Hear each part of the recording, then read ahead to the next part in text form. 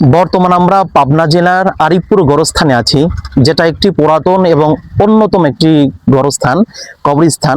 এই যে দেখেন, আরিফপুর গোরস্থানে জায়গার সংকুলন না হওয়ার কারণে এই যে পাকা করা দেয়াল বা প্রাচীর এগুলো ভেঙে দিয়েছে, আবার নতুন করে জায়গা করতেছে, যে নতুন করে মাটি ফেলা হচ্ছে, যেখানে আবার কবর দেওয়া হবে। একটা কথা আমি বলতে চাই যে আমরা মারা যাবো, এটি সত্য, আমাদেরকে দাফন করা হবে, আমাদেরকে কবরস্থ করা হবে।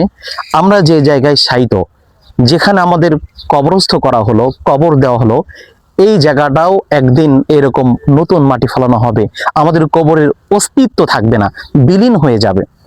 এই জন্য বলতে চাই, আমরা যে দুনিয়াতে আছি, এই থাকা অবস্থাতেই আমাদের যে অহংকার, অহমিকা, বরত্ব, আমিত্ব, এগুলো দূর করি। আসলেই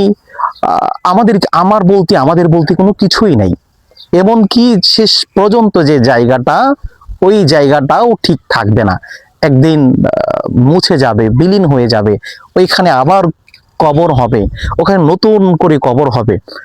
এই জন্য বলতে চাই যে অহংকার আছে, আমরা যে অহংকার করি দুনিয়াতে থাকতে, যে আমাদের আল্লাহ জীবন দিয়েছে, এই জীবনে যে আমরা এই অহংকার, এই সবগুলো দূর করি। কারণ এইগুলো দুনিয়া থেকেই দূর করতে হবে। আল্লাহ তাআলা বলেন, ও আম্মাল্লাযীনা ইসতানকাফু ওয়াস্তাকবারু ফায়ুআযিবুহুম আযাবান আলিমা, যে আল্লাহ তাআলা বলেন, যারা আল্লাহ তাআলার বিধান মানাকে, আল্লাহ তাআলা রব হিসাবে মানাকে যারা লজ্জাবোধ করে এবং অহংকার করে, আল্লাহ তাআলা তাদেরকে কঠিন লাঞ্ছনাদায়ক শাস্তি দেবেন। এই জন্য আমরা এই দুনিয়াতে থাকতেই অহংকার, অহমিকা, বরত্ব, আমিত্ব দূর করি।